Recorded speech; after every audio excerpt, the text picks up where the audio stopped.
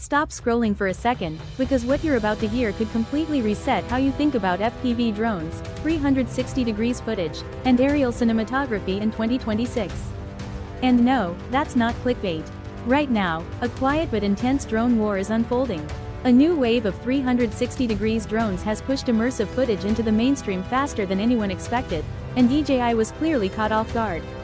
But now, leaks suggest DJI is fighting back with something big. Fresh images from a well-known industry insider appear to show a powered-on DJI Avata 360, connected to a GRC2 controller. Not a prototype, but something that looks very close to a retail unit. That single detail changes everything. Because it means DJI isn't treating this as a niche experiment, but as a fully integrated product. Visually, the Avata 360 looks familiar, but the proportions are different. A longer, slimmer body.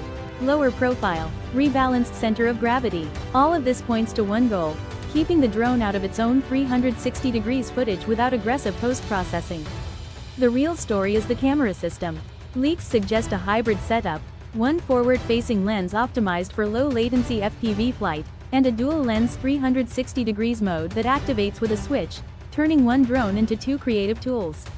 Under the hood, we're hearing rumors of dual 1-inch class sensors, real-time 8K 360 stitching, onboard AI processing, and up to 5K 60 FPS for traditional FPV flying.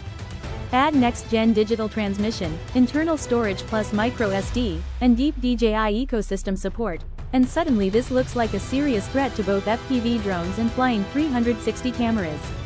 An early Q1 2026 launch is now looking very realistic. So, is it worth the hype? If the leaks are accurate, the DJI Avata 360 isn't just another drone. It's DJI betting that creators want manual control and post-flight freedom, without switching platforms.